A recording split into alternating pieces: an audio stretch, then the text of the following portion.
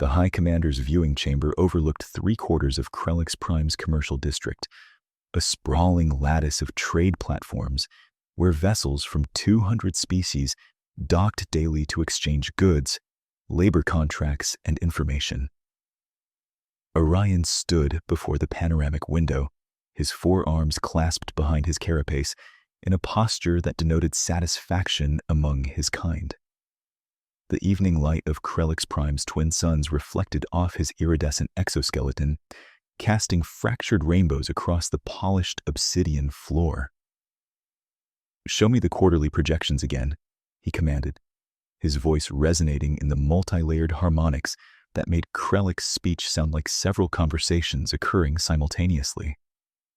The holographic display materialized before him, columns of data streaming upward in elegant spirals.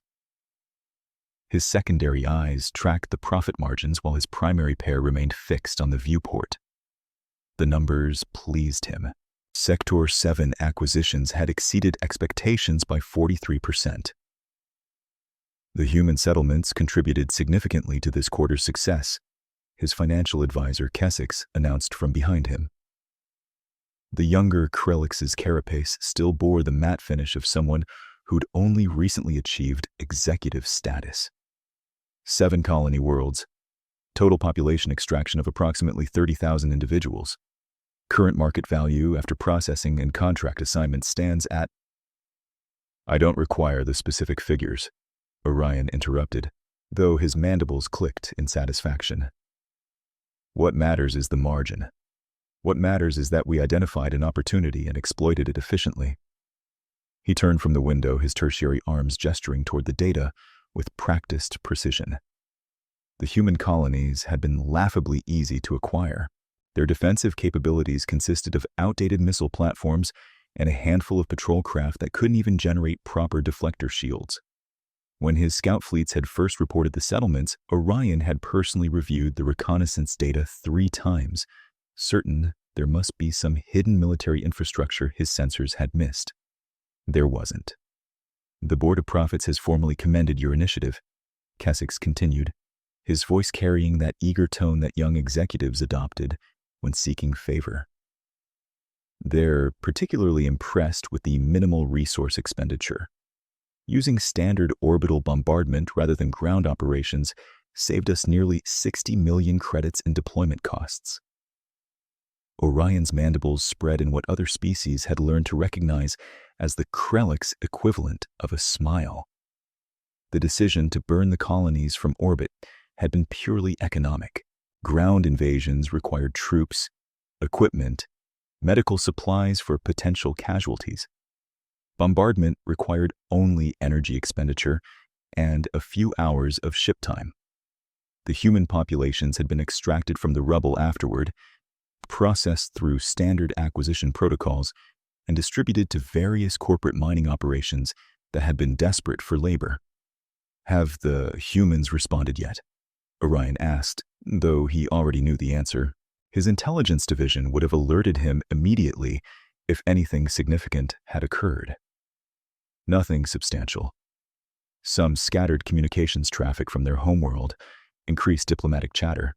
No military mobilization that our networks can detect."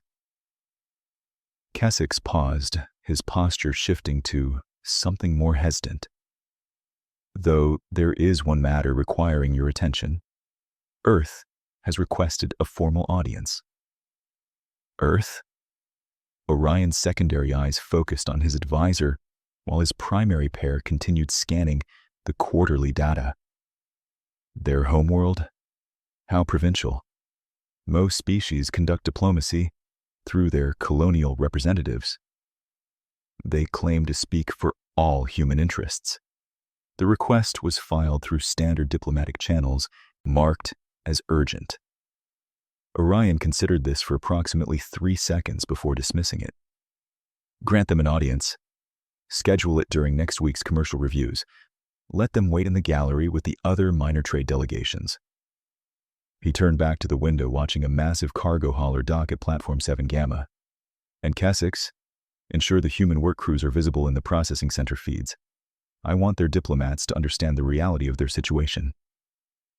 The financial advisor's carapace rippled in acknowledgement before he departed, leaving Orion alone with his reflection in the viewport. Around him, Krelix Prime hummed with the constant activity of commerce, the beating heart of the Merchant League that controlled half the galaxy's trade routes. He'd built this. Not alone, certainly, the Board of Prophets had provided resources and political backing, but his strategic vision had transformed the League from a regional trade confederation into a galactic economic powerhouse. Species were commodities, labor to exploit, markets to monopolize. Some civilizations found this perspective distasteful, but those same civilizations happily purchased Krelix goods and services without asking inconvenient questions about supply chains. The galaxy ran on profit, and the Krelix had simply been honest enough to acknowledge it. The humans would learn. They all learned eventually. Orion pulled up the reconnaissance files again, studying the images of burned colony worlds with professional detachment. New Rotterdam had been a farming settlement, mostly agricultural infrastructure and residential domes. New Petra had focused on mineral extraction, its population concentrated in underground facilities that had collapsed quite spectacularly under orbital bombardment. New Beijing, New Lagos, New São Paulo, New Mumbai, New Jerusalem. Each colony had possessed its own character, its own economic focus, but they'd all shared one critical characteristic. They'd been defenseless. His intelligence division had compiled detailed assessments of human military capability, and the results had been almost comical. Earth maintained a small defensive fleet designed primarily for asteroid deflection and basic system patrol. No capital ships, no force projection capability, no alliance treaties that would obligate other species to intervene. The humans had scattered themselves across dozens of colony worlds without building the infrastructure to protect them. From an economic perspective, it was almost criminally negligent. Orion's personal communicator chimed, indicating an incoming priority message. He activated the device with a gesture from his tertiary right arm, and his chief of security materialized in miniature holographic form. "Hi, Commander. There has been an incident in Sector 9. One of our patrol groups has failed to report in." Failed to report in? Orion's mandibles clicked in annoyance. Define failed. Complete communications blackout. The patrol group was conducting routine surveillance near the boundary of human-claimed space. They transmitted their standard status update at 0600 hours, then nothing. Equipment malfunction. Unlikely. The patrol group consisted of 3 vessels, all with redundant communication systems. We're dispatching a search and recovery team, but I wanted to alert you immediately given the proximity to human territory. Orion considered this. 3 ships didn't represent a significant loss, certainly nothing that would impact quarterly projections, but the timing was peculiar, coming so soon after the human colony acquisitions. Maintain surveillance on human space. If they've decided to engage in some futile gesture of retaliation, I want documentation for the tribunals. Understood, High Commander. The hologram vanished, leaving Orion alone again with his thoughts. Could the humans actually be foolish enough to attack Krelix vessels? The possibility seemed remote. They had no military capability worth mentioning, no strategic advantage, and they had to know that aggression would result in the immediate execution of the colonists currently in Krelix custody. Then again, inferior species often made irrational decisions when emotional. It was one of the reasons they remained inferior. Admiral Sarah Mercer stood in the observation deck of Humanity's Reach, watching Earth rotate slowly beneath the orbital shipyard. The planet looked peaceful from this distance, its blues and greens and whites creating patterns that could make you forget about the 8 billion people down there who were currently learning what it meant to be prey in a galaxy that didn't particularly care about fairness. The Krelliks have granted us an audience, Captain Marcus Webb said from behind her, his voice carefully neutral. Mercer had served with Webb for 12 years, long enough to recognize when he was suppressing anger. Next week, they're scheduling us between commercial reviews. How thoughtful. Mercer didn't turn from the viewport. I suppose we should feel honored they're seeing us at all. Admiral, Webb's voice dropped lower, though they were alone in the observation deck. The preliminary reports from New Rotterdam came through. They're not pretty. I didn't expect them to be. Mercer finally turned to face her captain, noting the tension in his shoulders, the way his jaw was clenched tight enough to make the muscle jump. Show me. Webb activated his personal display, and holographic images materialized in the space between them. Aerial footage of what had once been New Rotterdam, now reduced to smoking craters and twisted metal. Thermal analysis indicated the bombardment had been sustained for approximately 40 minutes, more than enough time to ensure total structural collapse of every surface installation. 30,000 people across 7 colonies, Webb said quietly. Men, women, children. They didn't even attempt ground operations, just burned everything from orbit and sifted through the wreckage afterward. Mercer studied the images with the clinical detachment she'd learned during her 20 years in service. Let yourself feel it later. Right now, stay focused. Right now, be what they need you to be. What's the status of the Krelliks work camps? She asked. Intelligence confirms approximately 77% of the colonists survived the initial bombardments and were extracted to processing facilities. They've been distributed across Krelliks mining operations in sectors 7 through 12. Conditions are... Webb paused, seeming to search for appropriate words.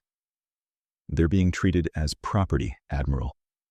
Legal property, according to Krelliks commercial law. Of course they are. Mercer closed the holographic display with a gesture. And the Krelliks military posture? Unchanged.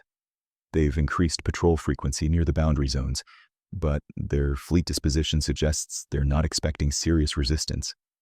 Most of their capital ships remain in defensive positions around major commercial centers.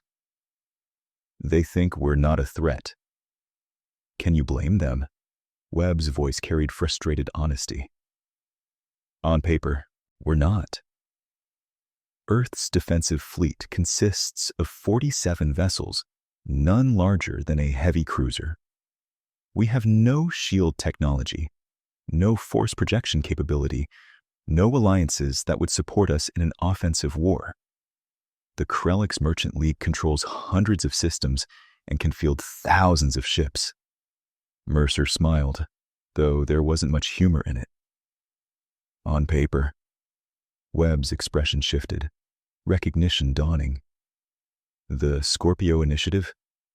Among other things. Mercer walked to the viewport again, placing her palm against the transparent aluminum as if she could touch Earth directly. We've spent 30 years preparing for this, Marcus. Not for the Krelliks specifically. We didn't know who the threat would be, but we knew someone would eventually see humanity as easy prey.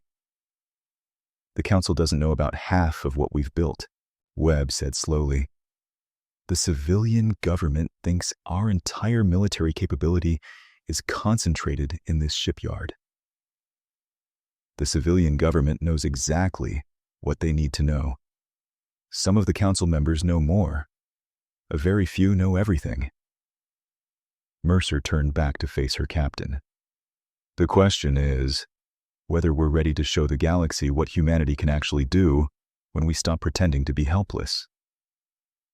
Webb's expression hardened with resolve. After New Rotterdam, after what they did to those colonists, Admiral, we've been ready. Then let's go have our diplomatic meeting, Mercer said. Let's give the Krelliks every opportunity to make the right choice. And if they don't? Mercer's smile returned, sharper this time, carrying the weight of 3 decades of preparation and planning. Then, we stop asking permission to exist. The diplomatic shuttle descended through Krelix Prime's atmospheric envelope with all the grace of a falling brick. Admiral Mercer watched the cityscape materialize through the viewport. Endless platforms and trade stations connected by transparent transit tubes, the whole structure glittering like a jeweled web stretched across 3 continents. Impressive, she supposed, if you ignored the fact that most of this wealth had been extracted from species too weak to refuse Krelix terms. Captain Webb sat across from her in the cramped passenger compartment, reviewing something on his personal display. The rest of their diplomatic contingent consisted of 3 junior officers and a linguistic specialist named Dr. Rebecca Walsh, whose expression suggested she'd rather be anywhere else. Mercer couldn't blame her. This shuttle contained exactly 7 humans. They were voluntarily flying into the heart of a civilization that had just enslaved 30,000 of their people. The Krelix traffic control is routing us to a commercial landing platform, Webb said without looking up. Platform 73 Delta. It's normally used for cargo transports.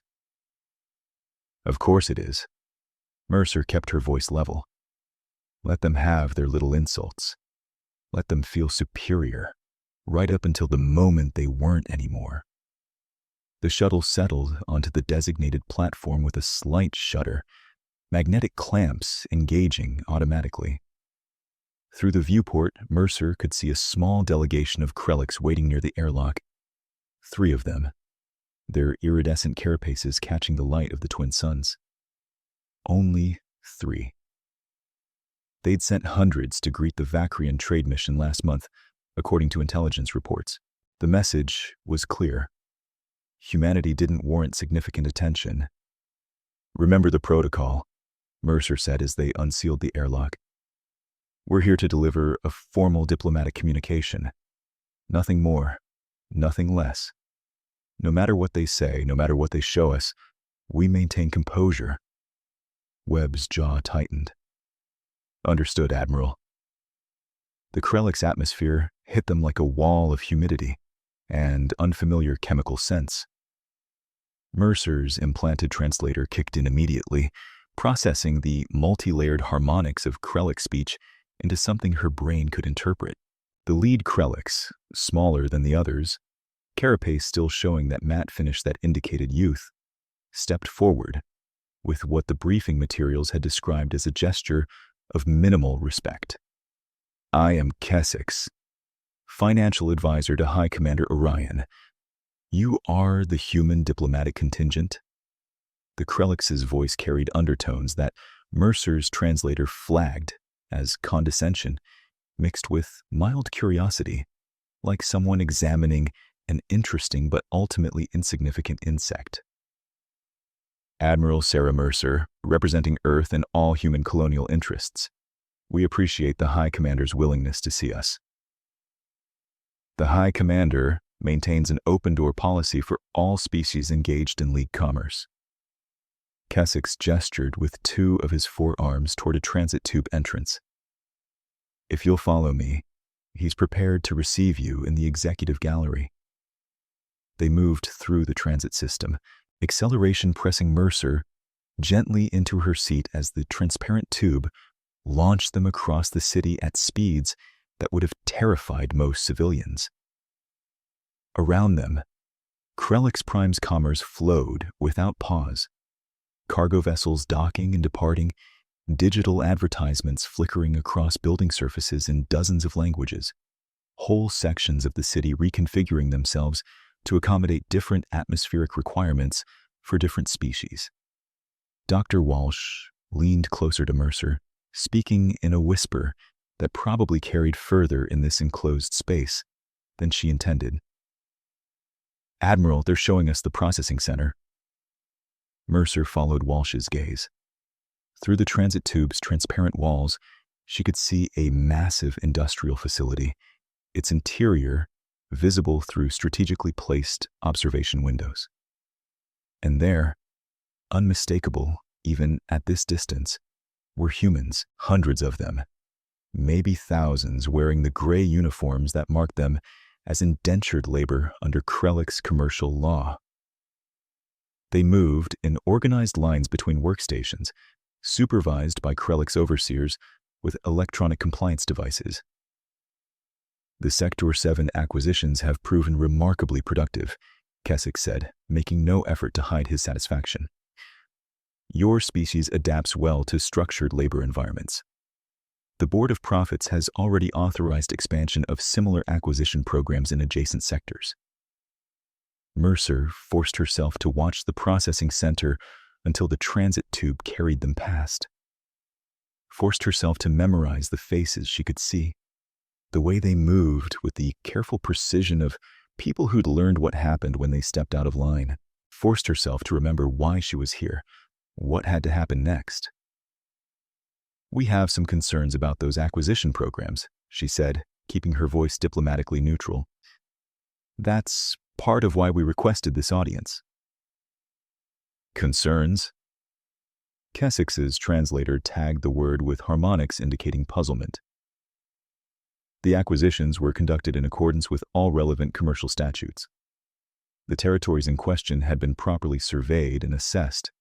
No treaties or alliance obligations were violated. The territories were human colony worlds. The people there were human citizens. The territories were undefended resource sites occupied by populations without legal representation in legal commerce structures. Surely you understand the distinction. Keswick made a gesture that Mercer's briefing materials identified as dismissive contempt. In any case, this seems like a matter better suited for the commercial tribunals. The High Commander's time is quite valuable. The transit tube deposited them at an executive platform 3 kilometers above street level. The structure's architectural style suggested it had been designed primarily to impress. Soaring ceilings, polished obsidian floors, holographic displays showcasing the Merchant League's economic reach across the galaxy. And there, standing before a panoramic viewport that overlooked most of the city, was High Commander Orion himself. He was larger than Mercer had expected from the intelligence photos, his carapace bearing the deep iridescence that came with age and status among the Krellics. All 4 arms moved in constant, subtle gestures, the way a human might unconsciously adjust their posture, his primary eyes fixed on the approaching delegation, while his secondary pair tracked the movement of data across nearby holographic displays. Admiral Mercer. His voice resonated with those distinctive multi-layered harmonics, and Mercer's translator worked overtime parsing the various emotional undertones. Amusement, primarily mixed with something that might have been pity. Welcome to Krellick's Prime. I trust your journey was comfortable. Adequate, High Commander. Thank you for seeing us on such short notice. Of course. The Merchant League values open dialogue with all species, regardless of their commercial significance. Orion gestured toward a cluster of seats designed for bipedal visitors. Please make yourselves comfortable. Keswick mentioned you had concerns about our recent territorial acquisitions. Mercer remained standing. Protocol suggested she should sit, but something in Orion's posture told her he expected submission, expected her to accept the position of supplicant. High Commander, I'm here to deliver a formal communication from Earth. The 7 colony worlds you destroyed were sovereign human territory. The 30,000 people you extracted were human citizens. We demand their immediate return and cessation of all hostile actions against human interests. Orion's mandibles spread in that expression Mercer had learned meant satisfaction. Demand. Such an interesting word choice. He activated a holographic display between them, and images materialized in the air. New Rotterdam burning, New Petra's underground facilities collapsing, columns of human survivors being processed through acquisition protocols. Let me help you understand your negotiating position, Admiral, You have no standing navy capable of force projection beyond your home system. You have no alliance treaties that would obligate other species to intervene on your behalf. You control only a handful of minor colony worlds, none with significant defensive infrastructure. He gestured with his tertiary arms, and the holographic display shifted to show real-time feeds from the processing center they'd seen earlier. Mercer recognized one of the faces, Jennifer Alvarez, the colony administrator from New São Paulo. She'd aged 10 years in the months since the bombardment, her eyes carrying that hollow look that came from seeing everything you built reduced to ash. Your people are earning their market value, Orion continued. They're fed, housed, provided with medical care sufficient to maintain productivity. Under Merchant League law, they're valuable assets. Attempt retrieval through military action, and will be forced to liquidate the entire inventory to prevent complications.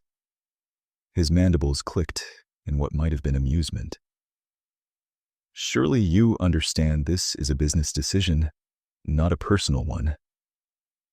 Mercer stood perfectly still, aware of every member of her delegation watching her, waiting to see how she'd respond. This was the moment. Everything they'd planned, everything they'd built in secret over 3 decades of careful preparation, it all came down to whether she could deliver this message with the conviction it required. High Commander Orion, I'm authorized to present you with Earth's formal position. You have 72 hours to return all human citizens currently held by the Krelix Merchant League. You will cease all hostile actions against human territory and interests. You will present yourself for trial before a neutral tribunal to answer for the destruction of 7 colony worlds and the murder of approximately 7,000 human civilians. The silence that followed was absolute. Even the background hum of the city seemed to pause. Orion's secondary eyes focused entirely on Mercer now, his primary pair narrowing in what her translator tagged as confusion, mixed with rising anger. And if we decline these generous terms? His voice carried harmonics that Mercer's translator couldn't quite parse, though the intent was clear enough. Then Earth will be forced to take appropriate action to secure the release of our citizens and ensure the safety of human interests throughout the galaxy. Orion's mandibles spread wider, and now his translator provided a clear reading. Laughter. The sound echoed through the executive gallery, multi-layered harmonics that seemed to come from everywhere at once. Other Krelix in the vicinity turned to observe, some joining in their commander's amusement. Appropriate action, Orion repeated, still laughing. Admiral, do you have any comprehension of the military disparity between Earth and the Merchant League? We field 3,000 capital ships. Our defensive installations span 200 star systems. Our intelligence networks penetrate every major civilization in this galaxy. He gestured toward the viewport, indicating the city below. You're standing in the heart of an economic empire that controls half of all galactic trade. And you're threatening us with 7 outdated patrol craft and 40 civilian transport vessels that you've laughably designated as a defensive fleet. Mercer met his gaze without flinching. High Commander, this is your warning. Official, documented, delivered in good faith. Return our people. Cease hostilities or face the consequences. Or what? Orion leaned forward, all 4 arms spreading in a gesture that somehow conveyed both threat and dismissal. You'll write a strongly worded protest, file complaints with tribunals that have no jurisdiction over League commercial policy. Admiral, your species has no leverage here. None. We're leaving now, Mercer said quietly. The 72-hour deadline begins immediately. I strongly suggest you use that time to consider your options. My options? Orion's laughter had stopped, replaced by something colder. Let me clarify your situation one final time. Humanity exists at our sufferance. Your colonies operate because we haven't yet identified them as valuable enough to acquire. Your homeworld remains independent because conquering it would cost more than selling your population is currently worth. He activated the holographic display again, showing real-time footage of the processing center. But that calculation could change very easily. Mercer turned toward the exit, her delegation following. She was 3 steps away when Orion's voice stopped her. Admiral Mercer, when you report back to your superiors on Earth, make sure they understand what you saw here today. Make sure they comprehend the scale of what they're dealing with. The Merchant League has eliminated entire civilizations for less provocation than you've shown in this meeting. His mandibles clicked once. We're giving you this warning out of professional courtesy. Don't make us regret that generosity. Mercer looked back over her shoulder, holding Orion's gaze for a long moment. Then she smiled, a small, cold expression that didn't reach her eyes. Hi, Commander. You won't regret giving us a warning. You'll regret not taking ours seriously. The transit tube carried them back to their shuttle in silence. Dr. Walsh kept glancing at Mercer as if trying to read something in her expression. Webb sat with his hands clenched tight enough to make the knuckles white. The junior officers maintained rigid professional composure, but Mercer could see the tension in their shoulders, the way they kept looking at each other. Admiral, Webb said quietly as the shuttle lifted from the platform, they're not going to return the colonists. They're not going to accept any of our demands. No, Mercer agreed, and they're not. So, what do we do now? Mercer activated her encrypted communicator, keying in the authorization code that would transmit directly to the Scorpio Initiative's central command. Now, we stop pretending. Now we show them what 3 decades of paranoid preparation actually looks like. The comm channel opened, and Commander Victoria Cross's face appeared in miniature hologram, her expression carefully neutral. She was 3 light years away, commanding the flotilla that didn't officially exist, overseeing operations that had never been publicly authorized. Admiral, Cross said, how did it go? Exactly as expected. They think we're helpless. They think we're beneath consideration. Mercer glanced out the viewport as Krellix Prime receded behind them. Victoria, it's time. Execute Phase 1. Cross's expression shifted into something predatory. Copy that, Admiral. Scorpio teams are already in position. We'll begin operations at 0400 station time. Remember the parameters. No civilian targets. No cultural sites. We hit infrastructure and military assets only. I want them to understand what we're capable of, but I also want them to see that we're choosing to limit the damage. Understood. Scorpio 1 is ready to deploy. Estimated 48 hours until the Krellix realize what's happening. Make it count. Mercer severed the connection, then turned to address her delegation. What you saw in that meeting stays classified until further notice. The civilian government knows we're exploring military options, but they don't need specifics yet. Let me be clear. What happens next is going to shock a lot of people. The Krellix, our own citizens, half the galaxy. But it's necessary. Webb nodded slowly. What exactly happens next, Admiral? Mercer's smile returned, sharper this time. We start answering a question that the Krellix have never bothered to ask. What question? What humanity is actually capable of when we stop pretending to be harmless? 36 hours later, Commander Victoria Cross watched her tactical display with satisfaction as 3 Krellix patrol groups simply vanished from sensor range. Not destroyed. That would leave debris fields and distress signals. Just gone. Disappeared as if they'd never existed, leaving nothing but empty space and confused queries from Krellix command stations.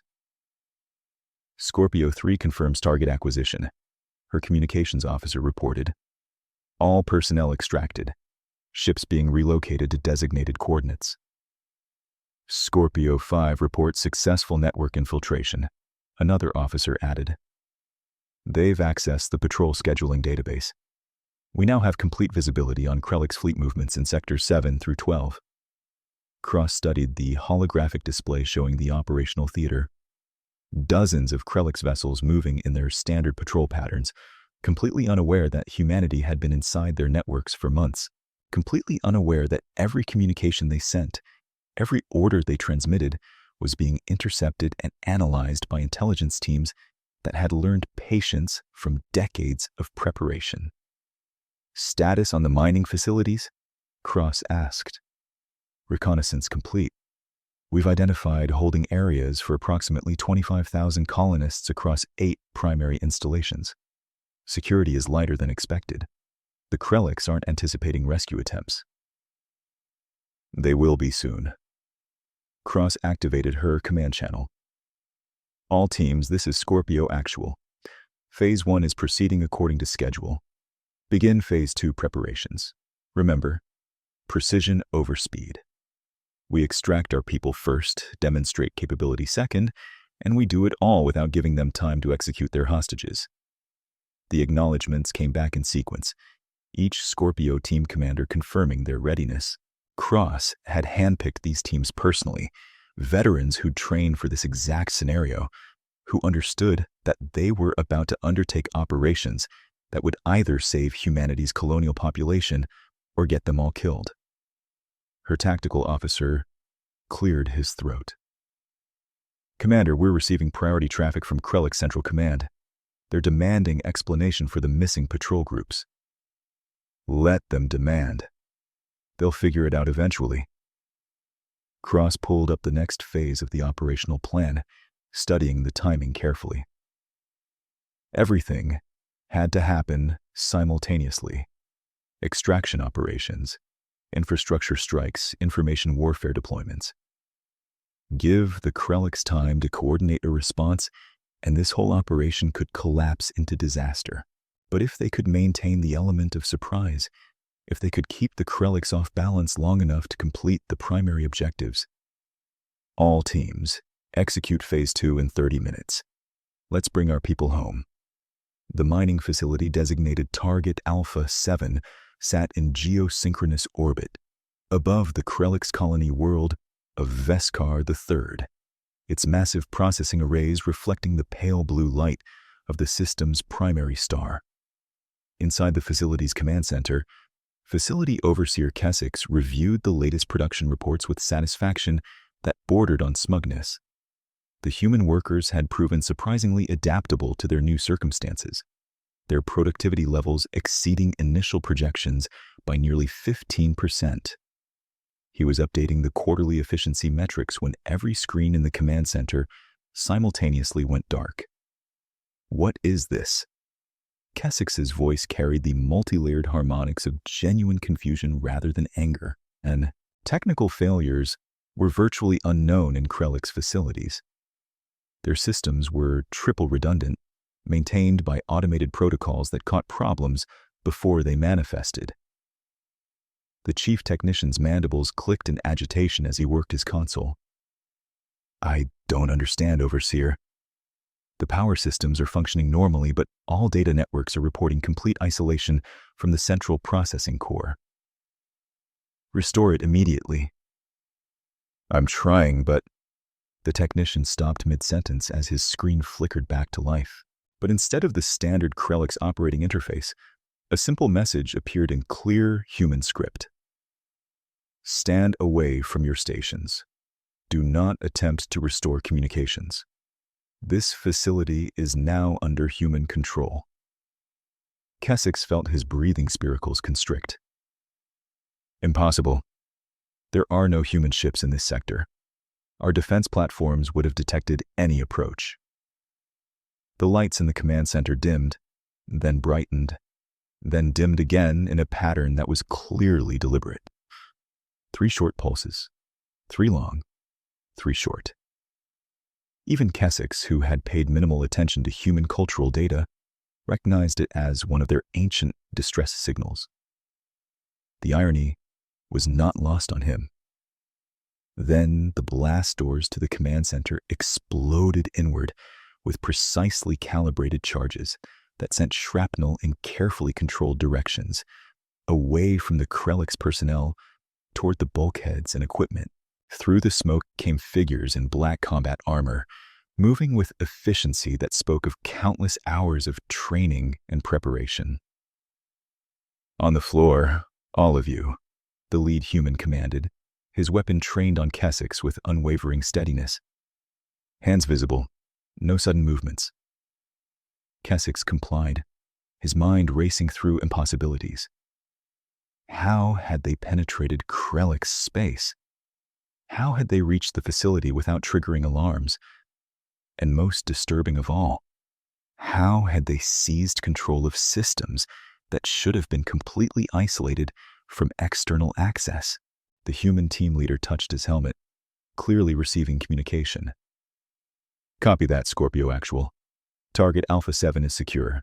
Beginning extraction procedures." He turned his attention back to the Krelix overseer. "Where are the human colonists being held?" "I will not." "We already know where they are," the human interrupted. "We've had access to your facility schematics for 3 weeks. I'm asking you to confirm it so we can avoid unnecessary damage when we breach the holding areas. Your choice." Keswick's mandibles clicked in what might have been a laugh if he'd had enough breath for it. "You think you can simply walk out of here with thousands of prisoners? Our security forces are currently locked in their own barracks, wondering why their doors won't open and their communications are down," another human said. "We've been inside your networks for months, Overseer. Every system, every protocol, every security measure. We know this facility better than you do." 200 kilometers away, on the surface of Veskar III, Krelix Planetary Defense Commander Tresh watched her tactical display with growing alarm as facility after facility reported the same pattern of communication loss and system failures. 8 mining installations, all going dark within minutes of each other, all reporting human infiltration teams appearing as if from nowhere. "How is this possible?" she demanded. "Where are their ships? Where are they coming from?"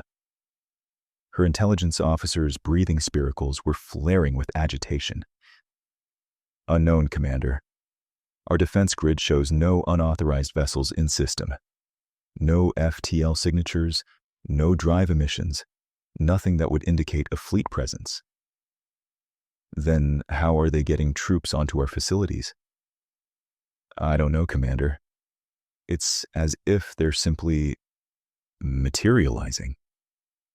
Tresh pulled up the facility layouts, studying the patterns of human infiltration. Every team had appeared in areas with minimal sensor coverage, had moved through maintenance corridors and service tunnels that should have been secured, had demonstrated intimate knowledge of Krelix security protocols and response procedures. This wasn't a hastily planned raid. This was the result of extensive reconnaissance and preparation, the kind of intelligence gathering that should have been impossible to conduct without detection. "Contact Krelix Central Command," she ordered. "Inform them we have a coordinated human military operation across multiple facilities. Request immediate reinforcement." "Commander, communications with Central Command are experiencing significant interference. We're not receiving acknowledgement of our transmissions." "What kind of interference?" "Unknown. It's not jamming. At least, not any jamming technology we're familiar with. Our systems are functioning normally, but our messages aren't reaching their destinations. It's as if they're being intercepted and deleted before they can arrive." Tresh felt something unfamiliar settle into her thorax. The cold, uncomfortable sensation that the Krelix word Treshka only partially captured. It was the feeling of being outmaneuvered by an opponent one had underestimated, of realizing too late that confidence had been mistaken for competence. "Send runners by shuttle," she commanded. physical messengers. If they're compromising our communications, we'll use methods they can't intercept. But even as she gave the order, she suspected it was already too late. Inside Facility Alpha 7, Commander Victoria Cross monitored the extraction operation from her position aboard the stealth reconnaissance vessel Ghost of Titan. The ship's experimental quantum slip drive kept it invisible to Krellick's sensors, hovering just 30 kilometers from the facility, while teams conducted operations that should have required a full battle group to support. Scorpio 3 reports successful extraction of 2,000 colonists from Facility Gamma 4. Her communications officer announced, "No casualties, minimal resistance." Krellick security forces surrendered without engagement. Scorpio 5 has control of Facility Delta 9. They've encountered some armed opposition but are managing it without lethal force, requesting permission to proceed with extraction. Cross studied her tactical display. 8 facilities, 8 simultaneous operations, each one demonstrating capabilities that the Krellicks had no framework for understanding. They'd spent decades building their merchant empire on the assumption that military superiority meant bigger ships, heavier weapons, more overwhelming force. They'd never considered that humanity might approach warfare from an entirely different paradigm. "Permission granted," Cross replied. "Maintain non-lethal protocols where possible." Her intelligence officer looked up from his console. "Commander, we're detecting increased chatter on Krellick's military frequencies. They're trying to coordinate a response, but our network infiltration teams are successfully disrupting their communications. Should we maintain the interference?" "Negative. Let some messages through. I want them to start understanding what they're facing." "Ma'am?" "They need to see the pattern. 8 facilities hit simultaneously. Their communications compromised. Their security protocols bypassed. Their precious profit centers rendered completely vulnerable." Cross pulled up a detailed schematic of Krellick space, showing dozens of potential targets still unmarked, still vulnerable. "They need to understand that this isn't a raid. This is a demonstration." On the bridge of his flagship, Eternal Prophet, High Commander Orion finally received the fragmented reports from Veskar III. For several long moments, he simply stared at the tactical display, his complex mind refusing to accept the implications of what he was reading. 8 facilities. Thousands of human colonists extracted. Security forces neutralized without significant casualties on either side. No visible fleet presence. No conventional military approach. Just surgical strikes that appeared and vanished like ghosts, leaving Krellick's infrastructure intact but completely compromised. "Recall all patrol groups to defensive positions," he ordered, his voice lacking its usual confident harmonics. "I want every facility with human prisoners reinforced immediately." "Commander, we're having difficulty reaching many of our outlying patrol groups. Communications appear to be compromised." "Then send ships to physically retrieve them." "Sir, we don't know where they are. Several patrol groups have missed their scheduled check-ins. We're not receiving their location telemetry." Orion's breathing spiracles constricted. The missing patrol groups. He dismissed the initial reports as technical failures, communication glitches, perhaps even crew negligence. But now, with human military forces appearing throughout Krellick space, those disappearances took on new and disturbing significance. "How many patrol groups are currently unaccounted for?" The communications officer consulted his displays. 37, sir, across multiple sectors." 37? Orion's mandibles clicked in agitation. "That's nearly 800 ships." "Yes, Commander." "And we're only now realizing this?" The officer's breathing spiracles fluttered with anxiety. The disappearances occurred gradually over several weeks. Each patrol group continued transmitting normal status reports after contact was lost. Routine check-ins, standard telemetry, everything appearing nominal. We now believe the humans were spoofing our communication protocols, feeding us false data while they captured or disabled the actual vessels. It wasn't until we correlated physical confirmation requests that the pattern became apparent. Orion accessed his personal display, pulling up the comprehensive fleet disposition reports. Hundreds of Krellix vessels spread across dozens of systems, maintaining the patrols and trade route security that kept the Merchant League's profit margins secure. It had seemed like overwhelming force, an unassailable military advantage that should have made any human resistance futile. But if humans had been systematically eliminating patrol groups for weeks without detection, if they could infiltrate facilities throughout Krellix space without triggering alarms, if they possessed technology that made their ships invisible to sensors. "Get me a connection to the Board of Prophets," he commanded. Immediately. "Sir, we're experiencing significant communication difficulties. I can try, but I don't care what difficulties you're experiencing. Get me that connection." It took 17 minutes, an eternity by Krellix standards, before the secure channel to board headquarters finally established. The senior board member, an ancient Krellix named Vex, whose carapace bore the scars of 3 centuries in corporate warfare, appeared on the holographic display with clear agitation. "Hi, Commander. Explain these facility attacks. Explain the missing patrol groups. Explain how humans are operating freely in our space without detection." "I'm still gathering intelligence, board member. But initial assessments suggest we vastly underestimated human military capability," Vex interrupted. "Initial assessments suggest that while we've been congratulating ourselves on quarterly profits, humans have been infiltrating our networks, mapping our infrastructure, and preparing operations that we have no framework for countering." Orion's mandibles twitched. "With respect, board member, we still possess overwhelming numerical superiority. Our fleet is scattered across 24 systems, apparently being eliminated piecemeal without our knowledge. Our communications are compromised. Our facilities are being raided by forces we can't detect until they're already inside our security perimeters." Vex's multi-layered voice carried harmonics that Orion recognized as genuine fear, an emotion he'd rarely heard from board members. "What do you intend to do about this situation?" "I'm consolidating our forces for a coordinated response.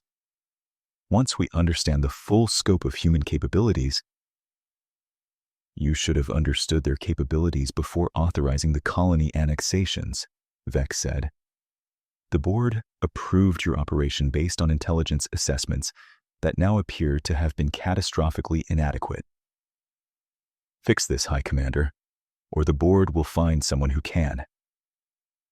The connection terminated, leaving Orion alone with his command staff in a tactical situation that was deteriorating faster than he could comprehend. "Sir, we're receiving a transmission on all frequencies," his communications officer announced. "It's coming from somewhere in the system, but I can't pinpoint the source. It's addressed specifically to you." "Play it." Admiral Mercer's face appeared on the display, her expression neutral but her eyes carrying an intensity that made Orion instinctively step back from the projection.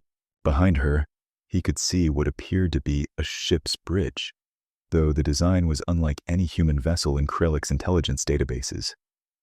"Hi, Commander Orion," Mercer began, her voice calm and measured.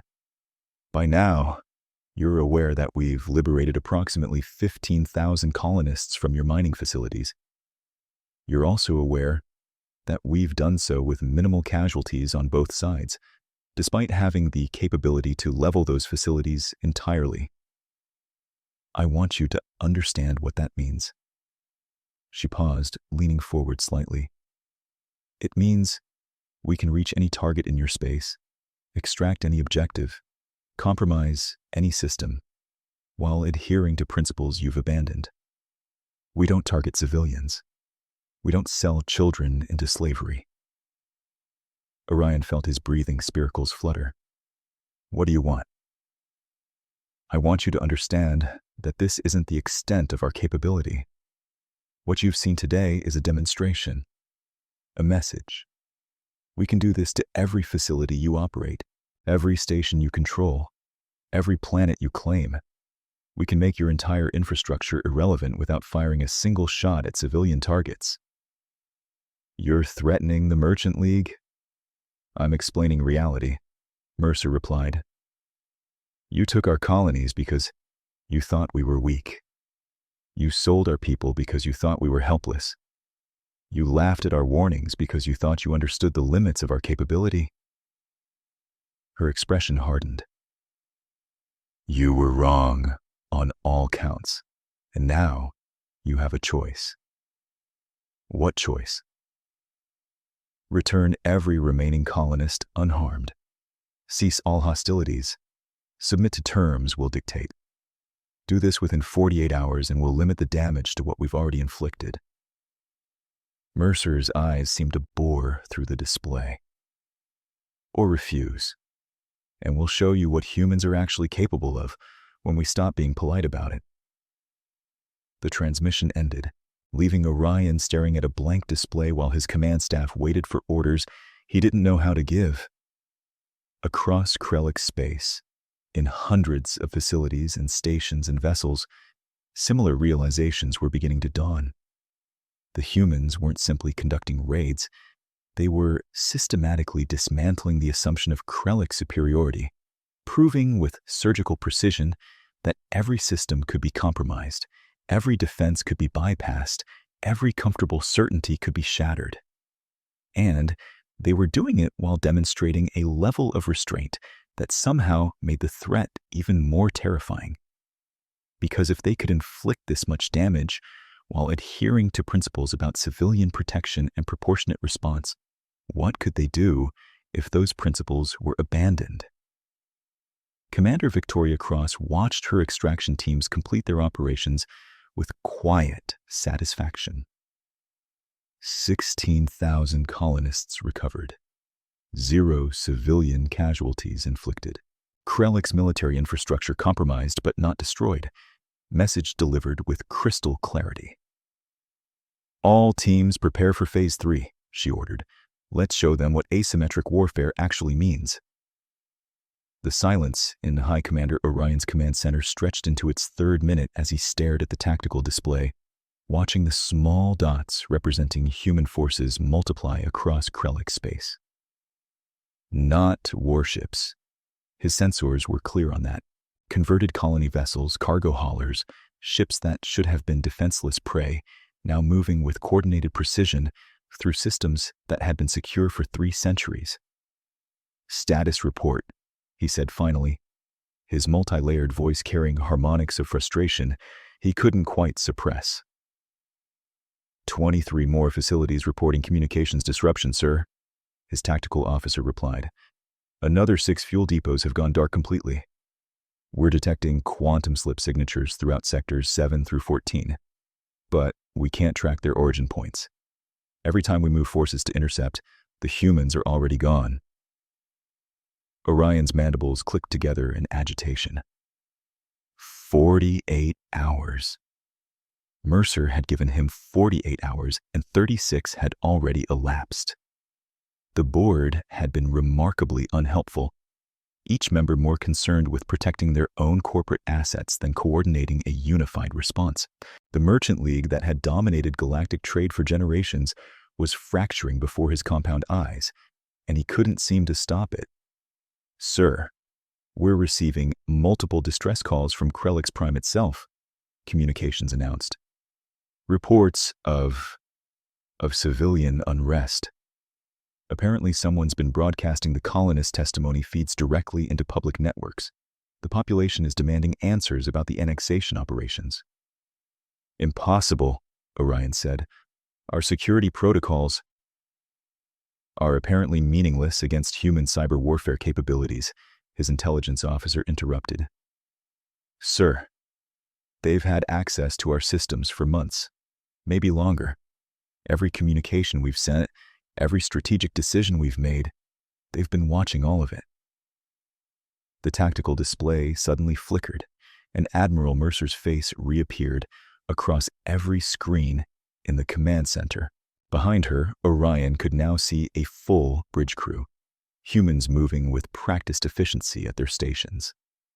The ship design was clearer this time, sleek, minimalist, built for speed and stealth, rather than the heavy armor of traditional warships. "Your 48 hours are up, High Commander," Mercer said without preamble. "You've refused every opportunity to resolve this peacefully. You've continued holding colonists hostage. You've attempted to intercept our forces with predictable tactical responses that suggest you still don't understand what you're facing." She paused, and something in her expression made Orion's breathing spiracles constrict. "So now, we stop asking politely." The transmission shifted, showing a wider view of space around Krelix Prime. Orion felt his entire carapace go rigid. The human fleet had arrived. Not the scattered raiders and converted vessels his forces had been chasing across Krelix space. This was something else entirely. Hundreds of ships emerging from quantum slip at precise intervals, forming a sphere around the homeworld that made every defense platform and orbital station suddenly irrelevant. The vessels themselves were mismatched. Colony ships alongside military cruisers, cargo haulers retrofitted with weapon systems that shouldn't have been compatible with human technology. Vessels that looked like they'd been held together with welds in desperation, but somehow maintained perfect formation. "All Krelix forces. This is Admiral Sarah Mercer of the United Earth Fleet." The transmission continued, now broadcast on every frequency. "You are ordered to stand down immediately. Any vessel that powers weapons will be disabled. Any platform that acquires targeting locks will be destroyed. You have 3 minutes to comply." "They're bluffing," Orion's tactical officer said, but the harmonics in his voice suggested he didn't believe it. "They can't possibly have the firepower to threaten our entire defensive grid." "Sir, I'm detecting something launching from the human vessels," sensors announced. "Multiple launches. Thousands of them. Tens of thousands." The tactical display updated, showing small signatures dispersing from every human ship like seeds scattering in wind. Each signature was barely larger than a communications probe, far too small to carry meaningful weapons systems. Orion felt his confidence returning slightly. This was the human's ultimate capability? Swarm drones that his point defense systems would shred effortlessly? "All defense platforms target those drones," he ordered. "Show these humans what proper military technology can accomplish." The Krelix response was immediate and overwhelming. Every platform, every station, every capital ship opened fire with point defense systems designed to intercept missiles and fighters. Energy beams and kinetic rounds filled the space around Krelix Prime with a lethal web that should have eliminated any threat smaller than a cruiser. The human drones danced through it like water flowing around stones.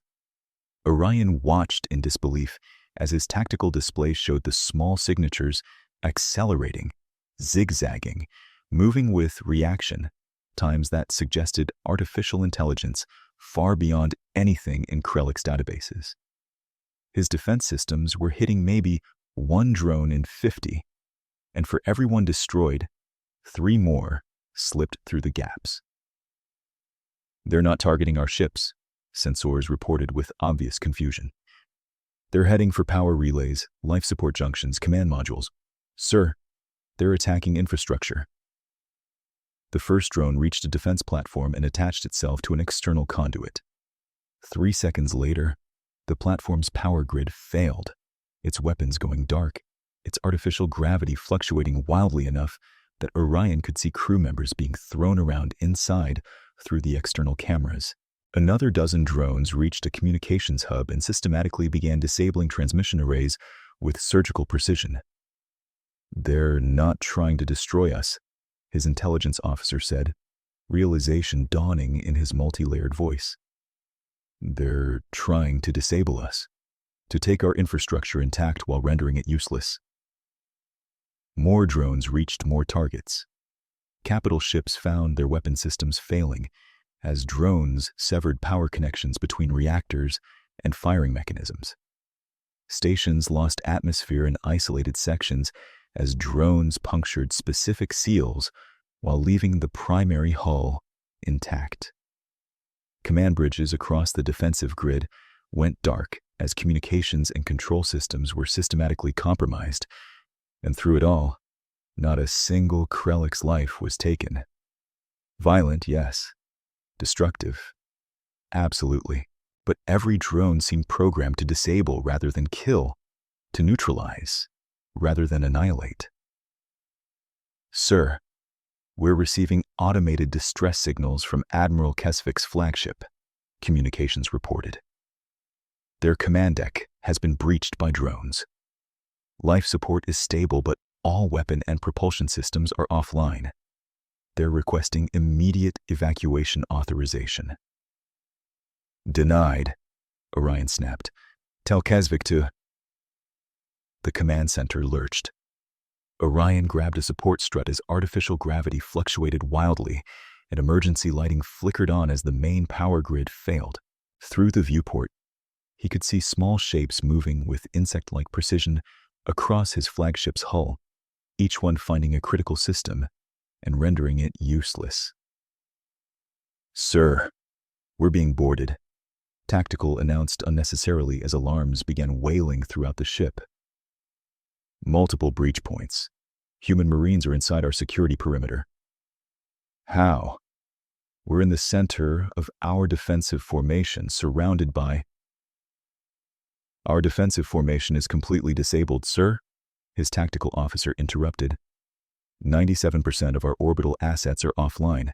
The humans have achieved complete tactical superiority in 17 minutes. 17 minutes.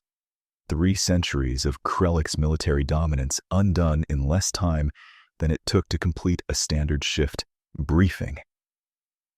The command center doors exploded inward with shaped charges that were precisely calibrated. Loud, terrifying, but causing no actual structural damage to the ship.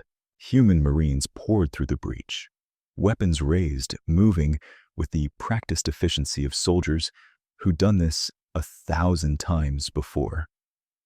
They secured the rooms in seconds, disarming Orion security personnel with non-lethal stunning rounds that left everyone conscious but incapacitated.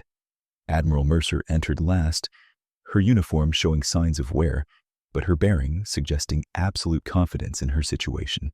She looked around the command center with an expression that Orion recognized. The look of someone cataloging assets and making decisions about their utility. "High Commander Orion," she said simply. "I believe we have some matters to discuss." "You can't do this," Orion managed, his voice carrying harmonics of fury and disbelief. "Galactic law, commercial treaties, the Merchant League protocols."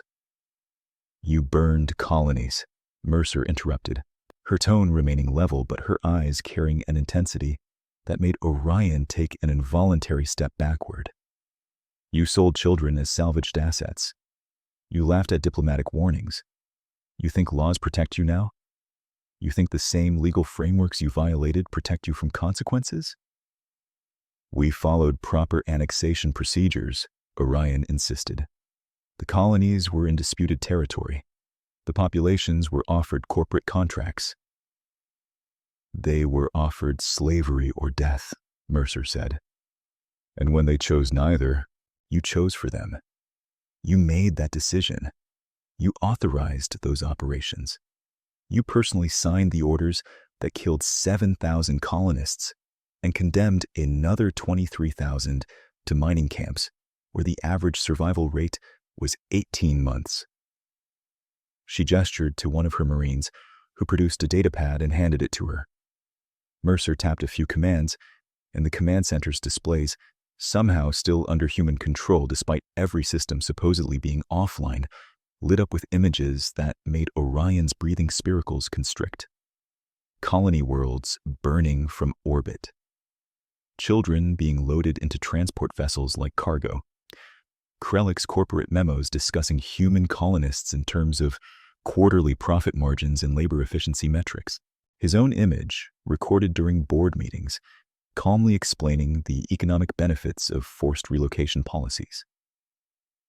"We recovered these from your networks," Mercer said. "Every communication, every authorization, every casual discussion about species you considered less valuable than the metals you mine. And we're not keeping them secret." She tapped another command, and new images appeared. Galactic news feeds, diplomatic channels, public communication networks across a dozen species territories. Every one of them was showing the same footage, the same documents, the same irrefutable evidence of Krellick's atrocities. "You wanted to operate in shadows," Mercer continued. "You wanted your crimes hidden behind corporate euphemisms and legal technicalities. So we brought everything into the light. Every species in the galaxy now knows exactly what the Merchant League does to populations it considers expendable." Orion felt something inside his thorax clench. "You've destroyed us." "No," Mercer said. "You destroyed yourselves the moment you decided profit mattered more than lives. We're just making sure everyone knows it." She turned to her Marines. "Secure the High Commander. He's going to stand trial for his crimes." She glanced at another figure being restrained in the corner. Kessex, the young financial advisor who had escorted her delegation with such contempt months ago. His matte carapace had lost its luster, and his compound eyes held none of their former arrogance. "Him too. Every executive who authorized these operations faces justice." "You can't put me on trial," Orion protested as Marines moved to restrain him. "I'm a High Commander of the Merchant League.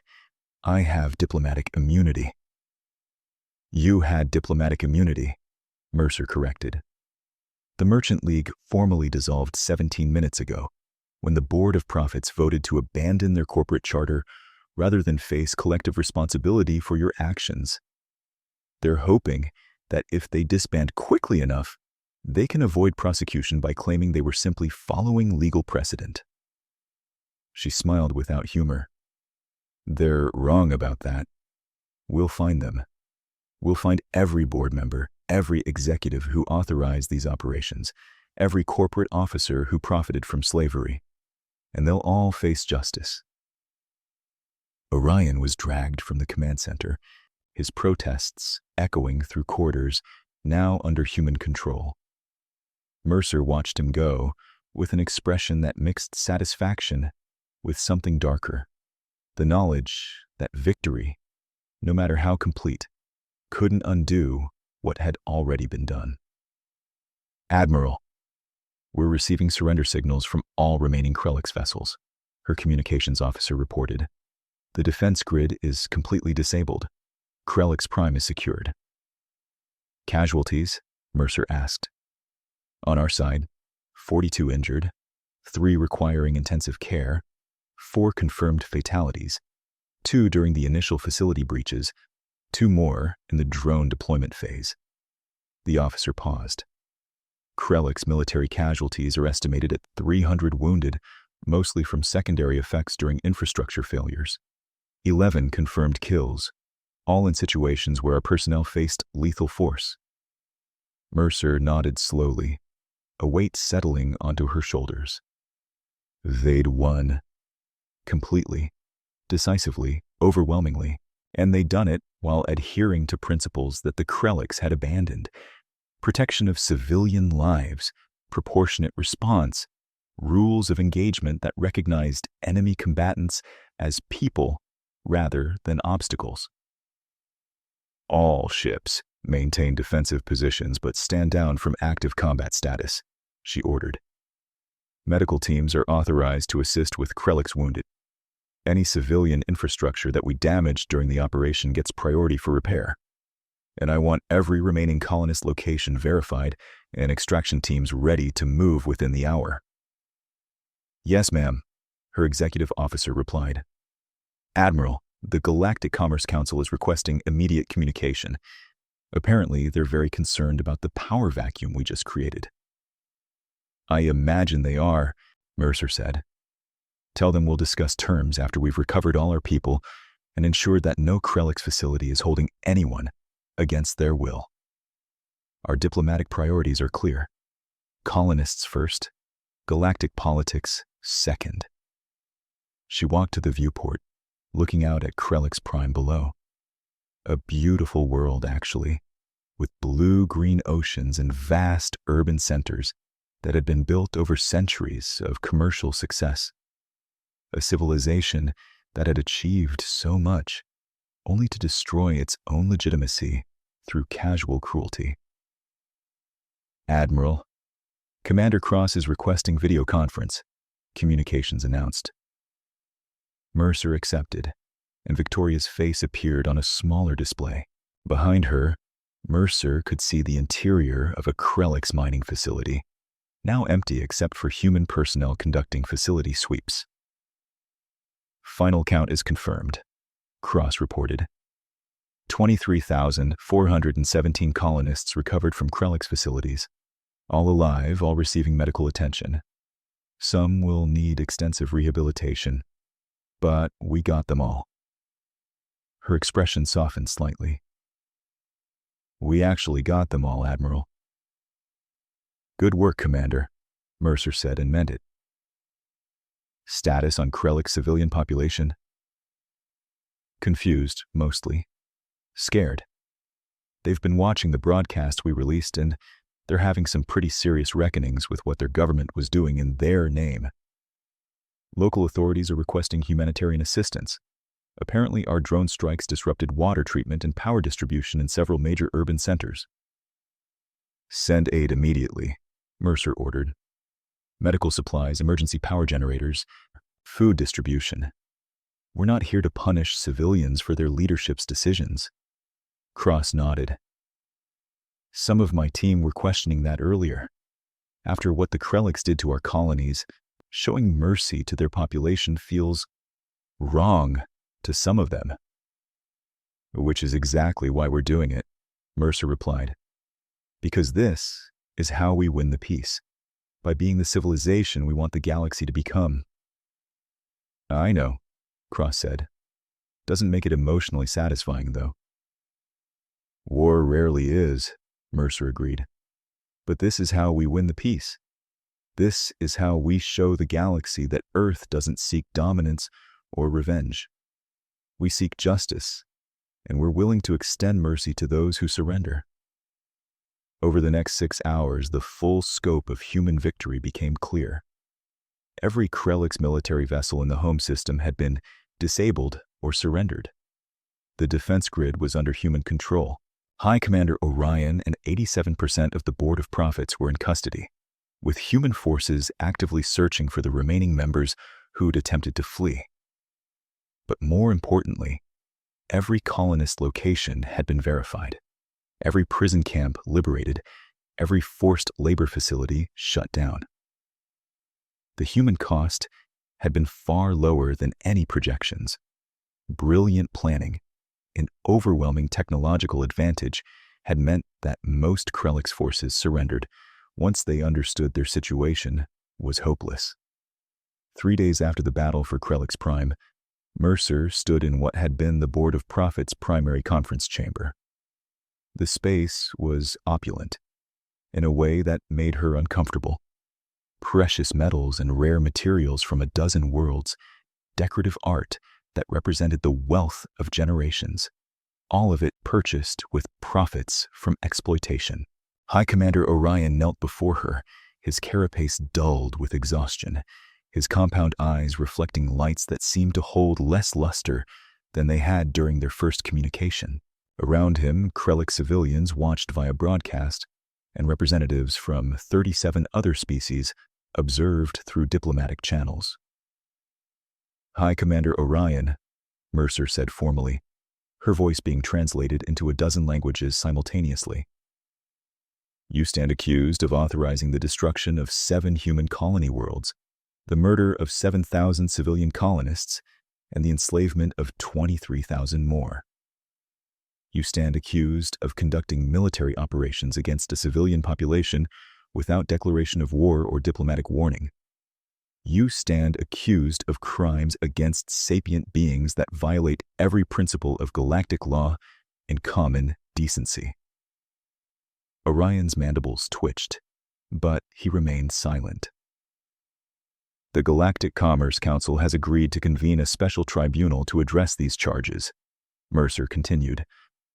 You'll be tried under galactic law, with full legal representation, in proceedings that will be public and transparent. If convicted, you'll face imprisonment in a facility of the Council's choosing. And if I'm not convicted? Orion asked, his multi-layered voice carrying harmonics of bitter humor. Then you'll go free, Mercer said simply. Because we believe in justice, not vengeance. We believe that even someone who's committed atrocities deserves a fair trial. We believe that the rule of law matters more than our satisfaction. She gestured to her Marines, who helped Orion to his feet with more gentleness than he probably deserved. But I want you to understand something before you face that tribunal. Your civilization isn't erased. Your people aren't enslaved. Your world isn't burning from orbit. Because we chose differently than you did. Remember that when you stand before your judges. As Orion was led away, Mercer turned to address the broader audience, both physical and virtual, that was watching these proceedings with fascination. To the galactic community, she began. Earth has no interest in conquest.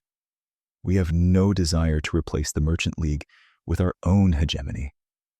We seek only what was taken from us, our people, our security, and assurance that this will never happen again.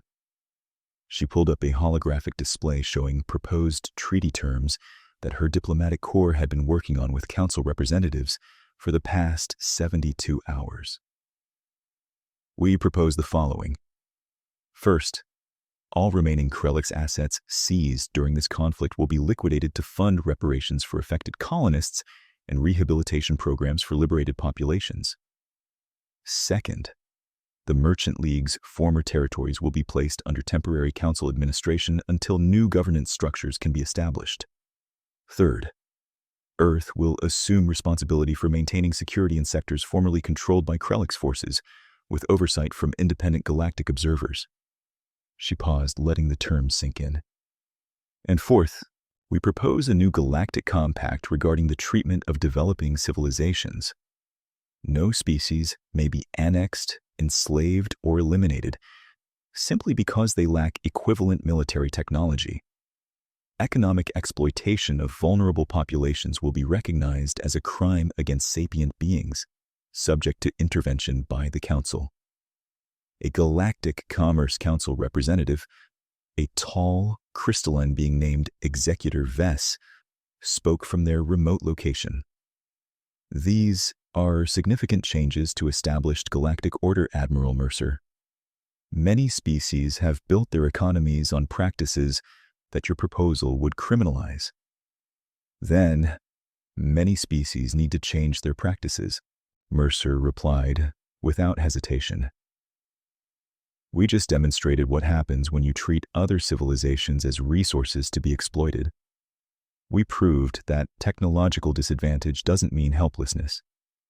And we showed that a species you dismissed as primitive can dismantle your entire power structure when sufficiently motivated. She leaned forward slightly. So, here's the reality. Earth is now a galactic power, whether anyone likes it or not. We have technology that your intelligence services didn't know existed. We have military capabilities that can project force across your entire territories. And we have a population that absolutely will not tolerate what happened to our colonies happening to anyone else. Are you threatening the council? Executor Vess asked carefully. I'm explaining our position, Mercer replied. We're offering partnership. We're offering to work within galactic structures to build something better. But make no mistake, if the council chooses to maintain the status quo, if you choose to protect exploitative practices because they're profitable, then we'll build a new order without your input. The silence that followed was profound. Every species representative was calculating, measuring Earth's demonstrated capabilities against their own interests, weighing the costs of resistance against the benefits of cooperation. The council will need time to deliberate, Executor Vess said finally. Take all the time you need, Mercer said. While you're deliberating, we'll be establishing new trade routes, offering defensive partnerships to species who want protection against annexation, and demonstrating that prosperity doesn't require exploitation. We'll let our actions speak louder than our proposals. She terminated the connection and turned to her staff, who'd been waiting quietly throughout the diplomatic exchange. How are the colonists? She asked. Most are being transferred to human medical ships for evaluation, her medical officer reported. Physical injuries are extensive but treatable. Psychological trauma is going to require years of support. But they're alive, Admiral. Against all odds, they're alive. Mercer nodded, feeling the weight of those 23,000 lives pressing against her consciousness. They'd won. Completely. Decisively. With minimal casualties and maximum impact. But the victory felt hollow in ways she was still processing, because success in war couldn't undo what had already been suffered. Admiral, we're receiving communications from 17 different species, her communications officer announced. All of them are requesting diplomatic meetings. Most are asking about defensive partnership opportunities. The galaxy just watched us dismantle the Merchant League in 3 weeks, her executive officer observed. They're realizing that aligning with Earth might be safer than opposing us. Or they're realizing that we actually meant what we said about protecting vulnerable civilizations, Mercer replied. Either way, schedule the meetings. Let's start building something that looks like peace. 6 months later, Earth's position in galactic affairs had solidified in ways that would have seemed impossible before the Krellix conflict. The trial of High Commander Orion had concluded with a guilty verdict and a sentence of life imprisonment. A decision that Mercer found both satisfying and insufficient, but respected as the product of legitimate legal process. The Merchant League's territories had been reorganized under a new system that emphasized voluntary trade relationships rather than exploitative extraction. Earth had established defensive partnerships with 43 species, many of them civilizations that had been previously vulnerable to annexation. And most significantly, the Galactic Commerce Council had adopted modified versions of Earth's proposed protections for developing civilizations, enforced by a new peacekeeping force that included human vessels.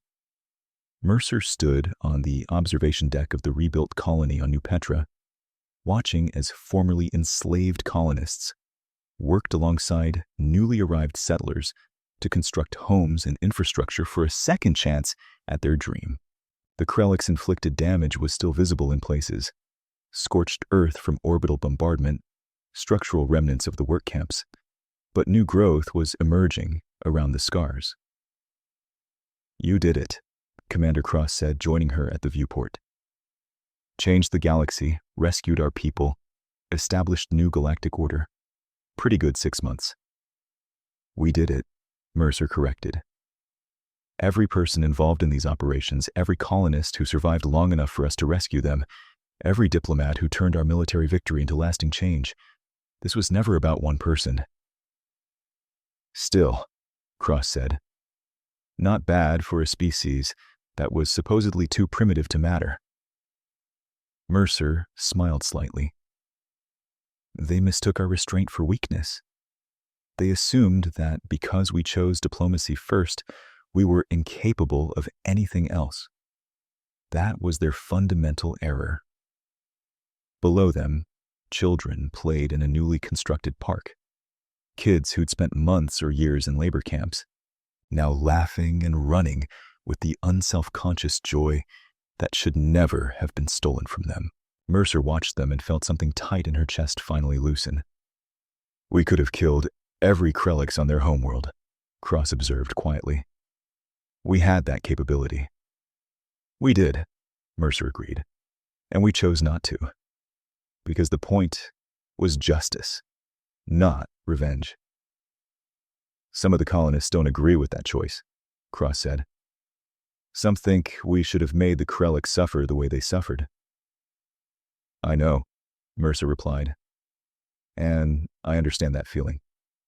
But if we'd done that, we would have proven Orion right. That might makes right. That the strong can do whatever they want to the weak. That power is the only thing that matters.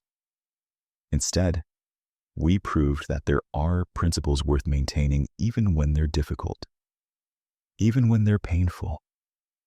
She turned away from the viewport, facing Cross directly. We didn't erase the Krelix from history. We erased their right to exploit others. That's the victory that matters. Down in the colony, a memorial was being constructed, a simple monument listing the names of those who hadn't survived to see liberation, those who died in the camps or during the initial colony attacks.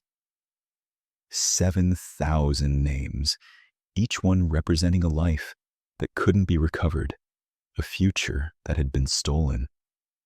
But around that monument, 23,000 survivors were building new lives, new communities, new futures that the Krelix had tried to destroy. And across the galaxy, vulnerable civilizations were gaining protections that would prevent them from facing similar fates.